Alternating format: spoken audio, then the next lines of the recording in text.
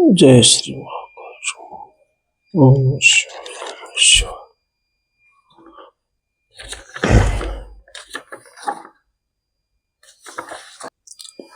ओम नमः शिवाय। शिव पुराण का दूसरा अध्याय विद्वेश्वर संहिता। इसका पहला अध्याय पाप नाशक साधनों के विषय में प्रश्न। जो आदि से लेकर अंत में है, नित्य मंगलमय है, जो आत्मा के स्वरूप को प्रकाश करने वाला है, जिसके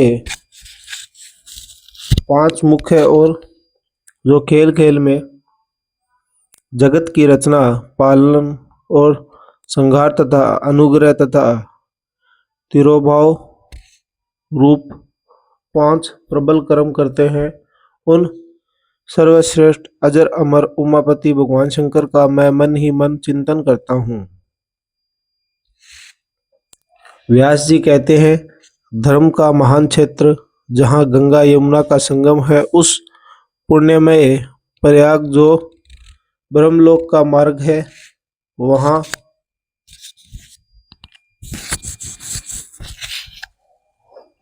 एक बार महातपस्वी महाभारत महात्मा मुनियों ने विशाल यज्ञ का आयोजन किया। उस यज्ञ का समाचार सुनकर पौराणिक शिरोमणि व्यास जी के शिष्य सूत जी वहां मुनियों के दर्शन के लिए आए। सूत जी का सभी मुनियों ने विधिवत स्वागत व सत्कार किया तथा उनकी स्तुति करते हुए हाथ जोड़कर उनसे कहा, हे सर्वज्ञ विद्वान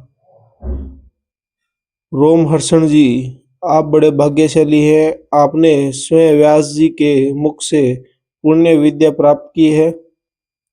आप आश्चर्य स्वरूप कथाओं का भंडार है। आप भूत भविष्य और वर्तमान के ज्ञाता हैं। हमारा सौभाग्य है कि आपके दर्शन हुए हैं। आपका यह आना निरर्थक नहीं हो सकता। आप कल्याणकारी है। उत्तम बुद्धि वाले सूत जी, यदि आपका अनुग्रह हो तो गोपनीय होने पर भी आप शुभाशुभ तत्व का वर्णन करें, जिससे हमारी तृप्ति नहीं होती और उसे सुनने की हमारी इच्छा ऐसी ही रहती है। कृपा कर उस विषय का वर्णन करें। घोर कलयुग आने पर मनुष्य पुण्य कर्मों से दूर होकर दुराचार में फंस जाएगा, दूसरे की बुराई करेगा, पराई स्त्रियों के प्रति आसक्त होगा, हिंसा करेगा, मूर्ख, नास्तिक और परम बुद्धि हो जाएगा।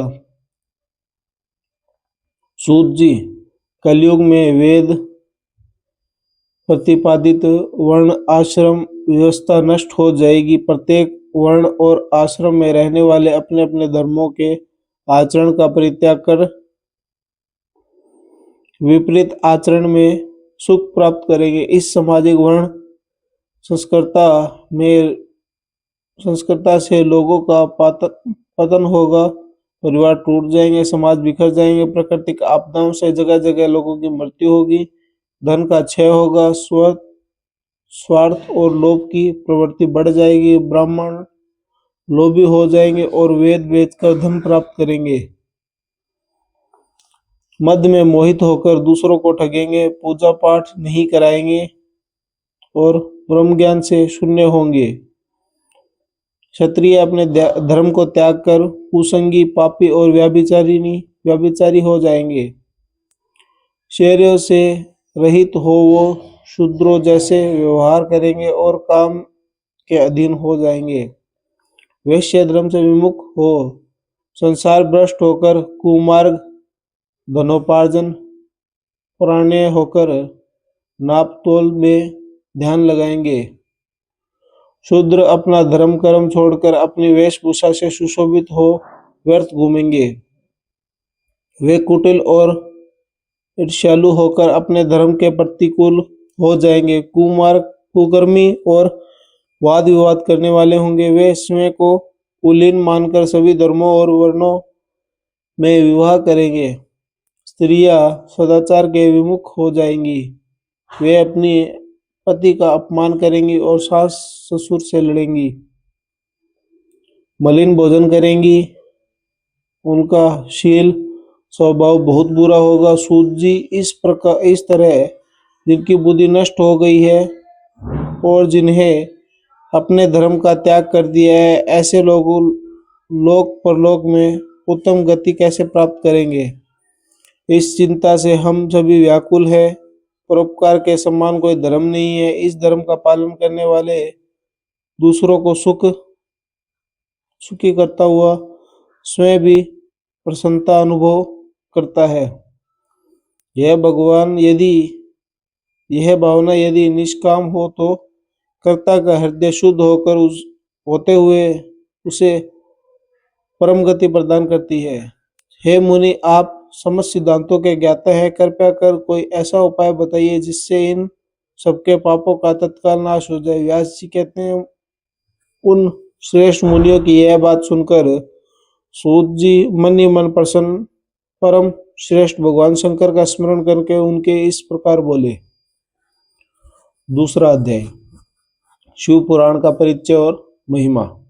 सूत जी कहते हैं, साधु महात्माओं, अपने बहुत अच्छी बात पूछी है। यह प्रश्न तीनों लोक का हित करने वाला है। आप लोगों के स्नेहपूर्ण आग्रह पर गुरुदेव व्यास जी का स्मरण कर मैं समस्त पाप राशियों से उद्धार करने वाले शिव पुराण की अमृत कथा का वर्णन करता हूँ।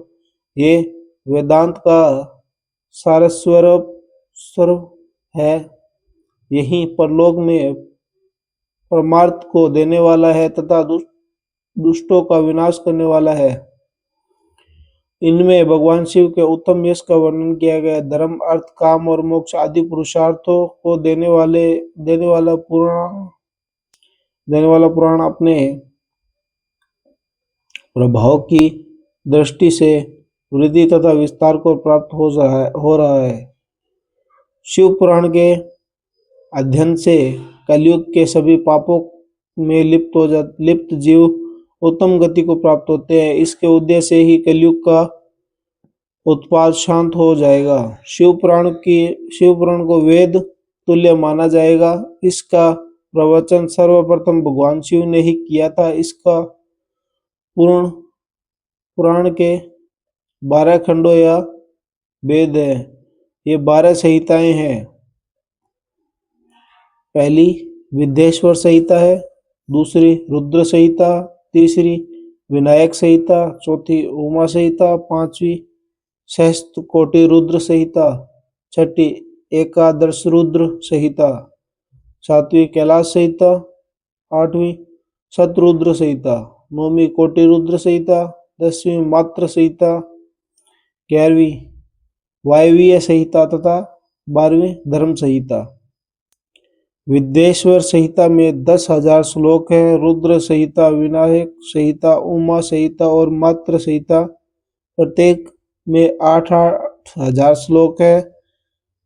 एकादश रुद्र संहिता में 13,000, कैलाश संहिता में 6,000, शतरुद्र संहिता में 3,000, कोटि रुद्र संहिता में 9,000, सहस्त्र कोटि रुद्र संहिता में 11,000, वायवीय संहिता में 4,000 तथा धर्म संहिता में 12,000 श्लोक है। मूल शिव पुराण में कुल 1,00,000 श्लोक है, परंतु व्यास जी ने इसे 24,000 श्लोकों में संक्षिप्त कर दिया है। पुराणों की क्रम संख्या में शिव पुराण का चौथा स्थान है, जिसमें 7 संहिताएं हैं। पूर्व काल में भगवान शिव ने 100 करोड़ श्लोकों का पुराण ग्रंथित किया था।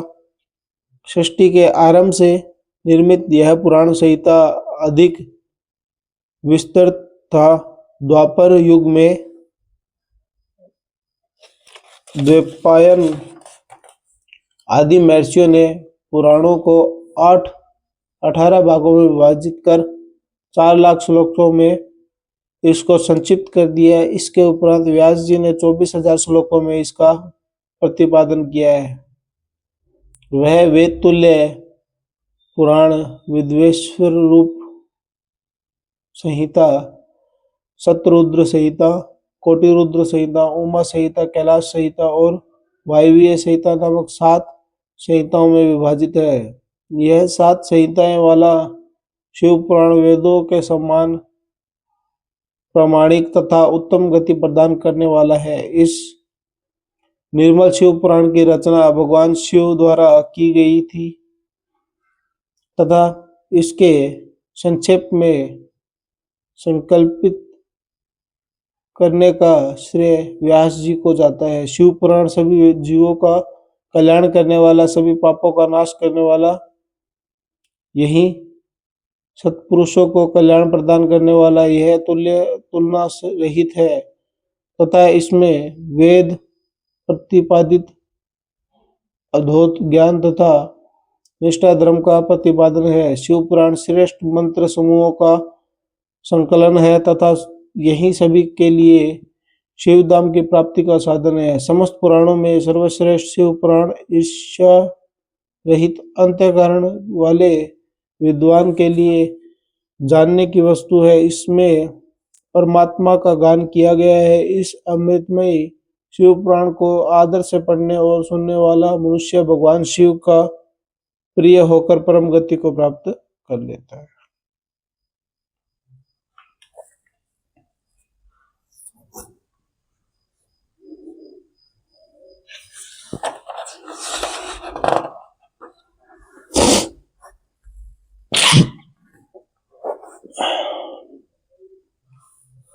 तीसरा अध्याय श्रवण कीर्तन और मन साधनों की श्रेष्ठता। व्यास जी कहते हैं, सूत जी के वचनों को सुनकर सभी महर्षि बोले, भगवान आप वेद तुल्य अद्भुत एवं पुण्य में शिव पुराण की कथा सुनाइए। सूत जी ने कहा, हे महर्षिगण, आप कल्याणमयी भगवान शिव का स्मरण करके वेद के सार से प्रकट शिव पुराण की अमृत कथा सुनाइए। शिव पुराण में भक्ति, ज्ञान और वैराग्य का गान किया गया है। जब सृष्टि आरंभ हुई तो 6 कुलों के महर्षि आपस में वाद विवाद करने लगे और कि अमुक वस्तु उत्कृष्ट है, अमुक नहीं है। जब इस विवाद में बड़ा रूप धारण कर लिया तो सभी अपनी शंका के समाधान के लिए सृष्टि की रचना करने वाले अविनाशी ब्रह्मा जी के पास हाथ जोड़कर कहने लगे, हे प्रभु, आप संपूर्ण जगत को धारण कर उनका पोषण करने वाले हो।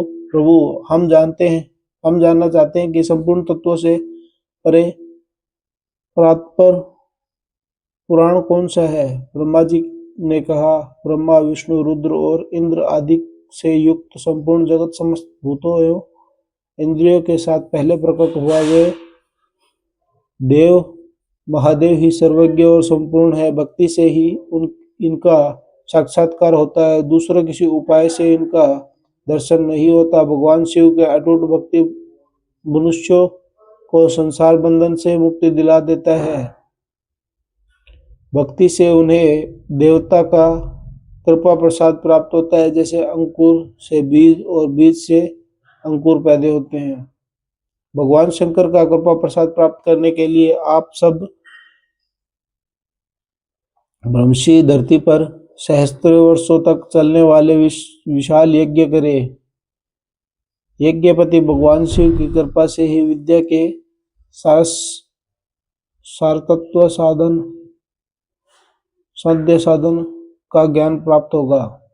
शिवपद की प्राप्ति साध्य और उनकी सेवा ही साधना है तथा जो मनुष्य बिना किसी फल की कामना किए उनकी भक्ति में डूबा रहता है वही साधक है। कर्म के अनुष्ठान से प्राप्त फल को भगवान शिव के श्री चरणों में समर्पित करना ही परमेश्वर की प्राप्ति का उपाय है तथा यही मोक्ष का एकमात्र साधन है। साक्षात महेश्वर ने ही भक्ति की साधना का प्रतिपाद किया है। कानों से भगवान के नाम, गुण और लीलाओं का श्रवण वाणी द्वारा उनका कीर्तन तथा मन में उनका मनन शिवपद की प्राप्ति के महान साधन है तथा इन साधनों से ही संपूर्ण मनोरथ की सिद्धि होती है। जिस वस्तुओं को हम प्रत्यक्ष अपनी आंखों के सामने देखते हैं उसकी तरफ आकर्षित स्वाभाविक है परंतु जिस वस्तु को प्रत्यक्ष रूप से नहीं देखा नहीं जा सकता, उसे केवल सुनकर और समझकर ही उसकी प्राप्ति के लिए प्रयत्न किया जा सकता है। अतः श्रवण पहला साधन है। श्रवण द्वारा ही गुरु मुख से तत्व को सुनकर श्रेष्ठ बुद्धि वाला विद्वान अन्य साधन कीर्तन और मनन की शक्ति का सिद्धि प्राप्त करने का यत्न करता है। मनन के बाद इस साधन की साधना करते रहने से धीरे धीरे भगवान शिव का संयोग प्राप्त होता है और लौकिक आनंद की प्राप्ति होती है। भगवान शिव की पूजा, उनके नाम का जप तथा अनेक रूप गुण विलास के हृदय से निरंतर चिंतन को ही मनन कहा जाता है। महेश्वर की कृपा दृष्टि से उपलब्ध इस साधन को ही प्रमुख साधन कहा जाता है।